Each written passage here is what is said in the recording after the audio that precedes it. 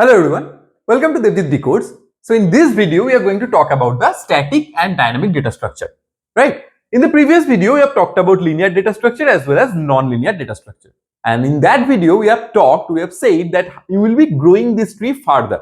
So now if you can see from linear data structure, we have made sure that two branches are coming out. One is the static one, another is the dynamic one. So what is the meaning of static and dynamic? Before going to these definitions and all these formal things, let us understand from the absolute naive perspective. Say you are arranging a birthday party and you have booked a hall. Say the member count is or the head count is 100 people. So you booked a hall accordingly where it can fit 100 people. Now you have arranged say 100 chairs and all these things. Now only 20 people were present. Only 20 people turned up for that event. So in that case, say all the 80 chairs were wasted. Or say in other scenarios, instead of 100, say 20 people were extra. That is 120 people arrived.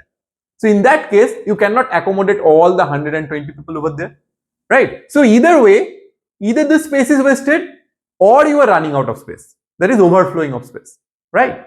But instead of this thing, try to understand in your brain. Suppose say you have arranged that birthday party in an open field, in an open ground. It's an open decoration.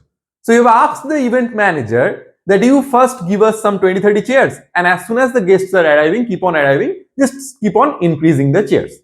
So in this case, there is no fear of either wasting the space or say running out of space. So this is the core concept of this static data structure as well as the dynamic data structure. Or say let's take another example. Suppose say in case of a train in say sleeper class or say AC 3-tier class or 2-tier or first class, whatever. Say in case of that, say there is 72 seats are there in a particular coach. So if there is only 20 or 30 reservations, in that case for that journey, all that remaining 40 seats are wasted. Or say if people beyond number 72, that is if there are 72 seats and 200 people are trying to book, only 72 seats you can accommodate. You cannot give more than that, right? So there is something static. There is something static going in. There is no concept of dynamic coming. So this is the core concept of static data structure as well as dynamic data structure. Now let us see what is written over here. It is saying that it has a fixed size. Once the size is decided, it usually cannot be changed. Right? As I have said in case of the train, in case of that particular small say event management thing, there is only 100 chairs available, right? So in this case, it is also like this. It has a fixed size. Once the size is decided, it usually cannot be changed, right? Because in a train compartment, you cannot increase from 72 to say 82 in a day, right? You cannot do that. Or you cannot decrease the seats randomly. You cannot do that, right? So this is the meaning of it. Now if you see this static data structure, it is simple to understand as well as easy to access. Why simple to understand? Because if you are doing it say in that particular hall where only 100 seats are there, you can simply say that okay, if there is 100 people, I can see that 100 chairs are available over here. So it is really easy to understand as well as it is easy to access as well. Now, but as I have said, in case of static data structure, there is a fear of wastage of memory or you will run out of space. I have covered both of the things in the example I have just talked about, right? There is a fear of both the things happening. Now, if you see in case of dynamic data structure, as I have given you the examples, it is saying that it can grow or shrink during the program execution. That is when the program is getting executed, it is growing or it is shrinking. It can be doing both the things. Now, if you can see, memory is allocated whenever needed and released when no longer required. That is, whenever you need some more space, memory will be allocated, and whenever you do not need, this thing can be released. Just like I have seen in case of an open decoration. Whenever needed, chairs are coming. Whenever not needed, the chairs are removed from there. So that is the meaning of this particular dynamic data structure. Or say another example, WhatsApp group. In a WhatsApp group, anybody can join in anytime. You can if you're an admin, you are kind of making people come in your group. So there is no standard size, right? That this WhatsApp group is 20 members. So you can make sure that you bring 5 more members or anybody can leave anytime. So that particular size is not fixed. Initially it was supposed to 20. 5 came in, 2 left. So it is 23 now.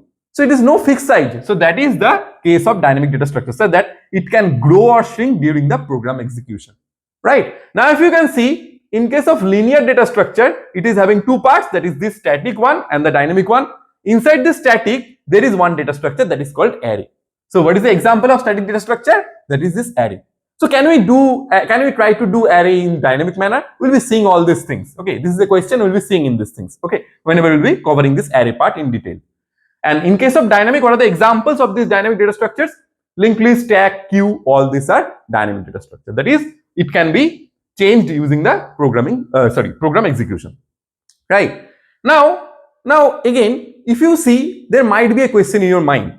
That is, why don't you use this every time?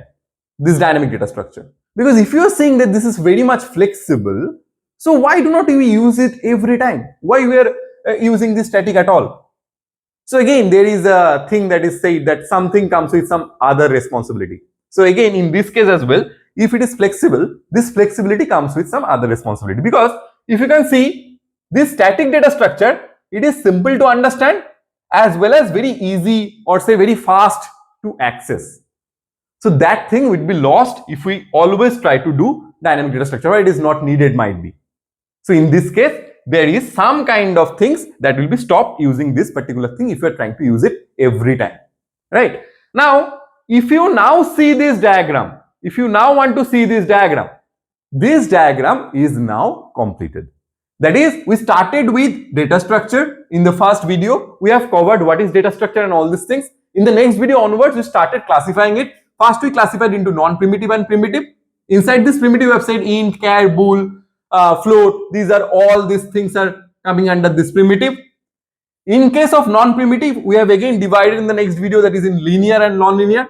In case of linear, we have divided into two parts, static and dynamic. And this static, inside this static, the example is array. In case of dynamic, the example is linked list, stack and queue. Now, if you see, in case of non-linear, I have seen that there is two data structure that is falling under non-linear, tree and graph.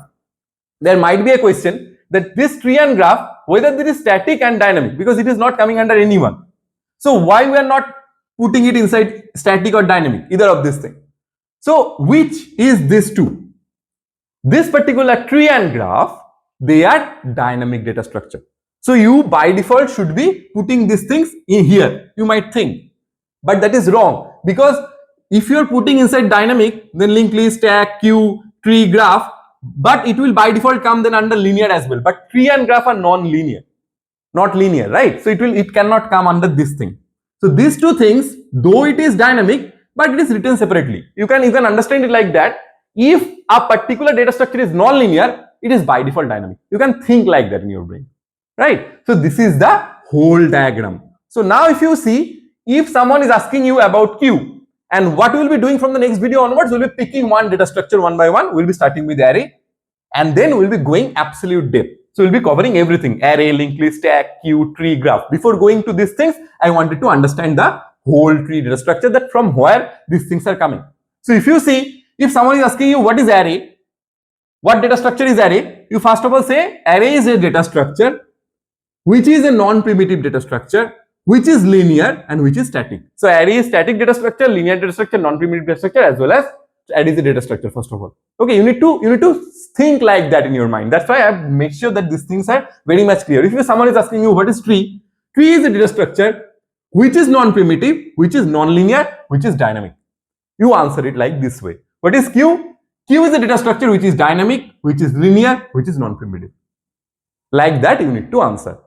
So from the next video onwards, we'll be starting with the array. So I hope whatever we have talked about in this video made absolute sense to you. So thank you for watching and stay tuned for the next video.